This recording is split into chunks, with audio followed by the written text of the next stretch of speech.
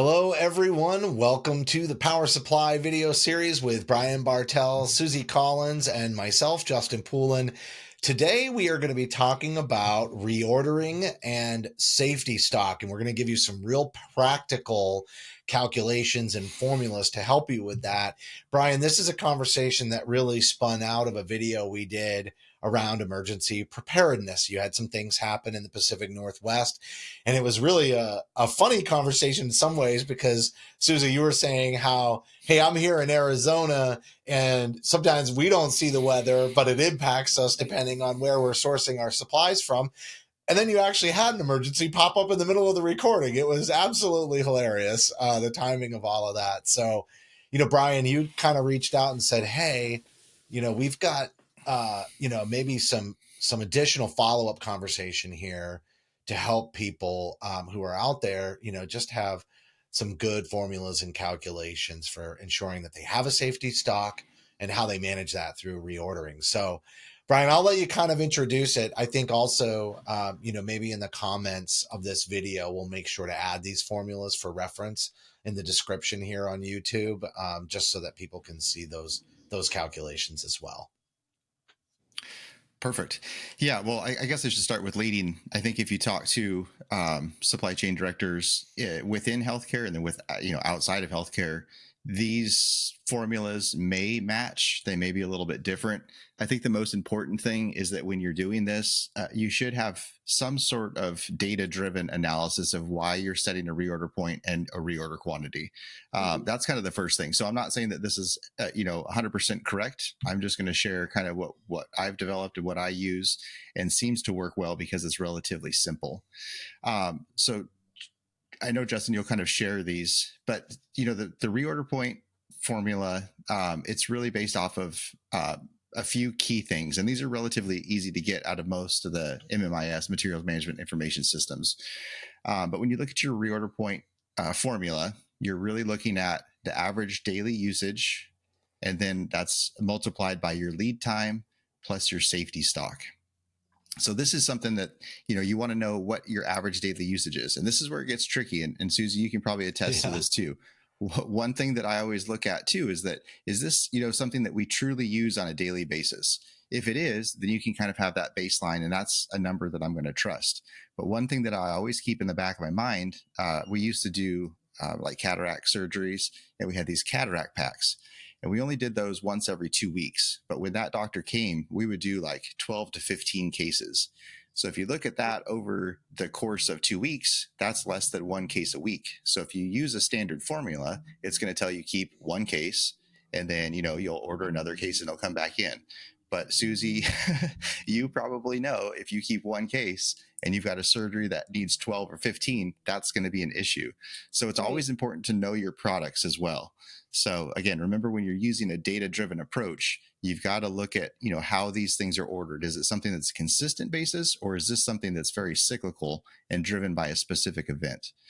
Then when you Suzi, look at do you want to quantity, comment on that real quick too? I'm actually slightly intrigued because we've had some challenges as we've moved ERP systems between unit of measure changes and just numbers that were entered. So I think the other point is, how does it get pulled, right? So if it's a box of something, and maybe you keep 6 on the shelf, but there's the potential that 4 boxes could go out at the same time, I think that's another factor that we have to think about, is how is it going out and where does it go? How many pars is it sitting on? Mm-hmm. I was going to even ask a question about lead time too, because I feel like maybe lead time is one of those that could have some confounding variables in it, depending on like how large is the organization. Do you have a warehouse where you're stocking, right? And so what's the actual lead time to get it from a centralized warehouse to actually getting it on the shelves? How do you look at that particular figure in your calculations, Brian? Is that lead time not just manufacturer lead time, like it's lead time from manufacturer shipping till you get it on the shelf? This is from order time. So we don't, again, the bulk of what we order is coming from a distributor. the good, the bad, the everything that comes in between of that. So lead time is when the time that the PO is cut, the date that the PO is cut until the date that it's received. We don't have a lot of like in between things. So once that buyer cuts the PO, it goes out same day. When it's received, that means it's physically here. We put everything back away on that same day as well. But you're right, Justin. That's a moving target. So you don't just set a lead time based on one point in history.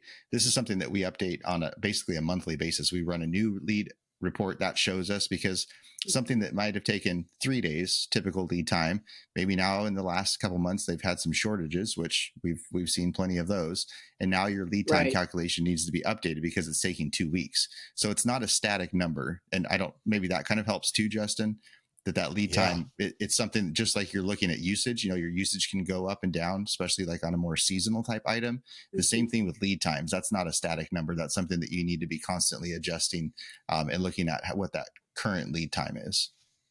We use, it's like a function of the last 3 months, I believe. So like in what the class that I teach at one of the community colleges, we talk about usage, and it's called an in period moving average. And we choose to use the last 3 months.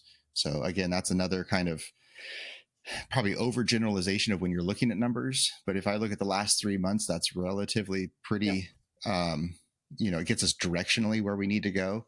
But then if there's a spike, or now we're heading into flu season, again, you've got to know your products, because there's certain things that lag time can hurt you on. So we're analyzing this too. When there's a shortage on the shelf, if we realize that we run out of stock or we're low stock, then we start looking at the most frequent usage or most current usage and can adjust these accordingly too. Unit of measure, and how is it going out versus how you're ordering it, and is it being picked correctly? Because there's a lot of human factors that can make the numbers not work. So it might just take additional, looking at it. But I think but you have to have a starting point, right? If you don't have a good starting point, you don't know where to go. And then you're guessing, and that's the worst thing we can do. All right, that's a great overview of the reorder point formula. And so we're going to do this in a series. So on the next video, we're going to be talking about the reorder quantity formula. And then in the third video of the series, we'll be talking about establishing formal safety stock, and we'll be going through these formulas. We will post all three of Brian's formulas in the description for all three videos, but this will give everybody a great overview. And once again, Brian and Suzi, this is a nice deep dive into the practical day-to-day lives that so many of our watchers and listeners and followers of Power Supply are living with every single day. And so, Brian and Suzi, thanks so much for sharing your thoughts on Reorder Point, and we'll be back in just a few weeks with another video.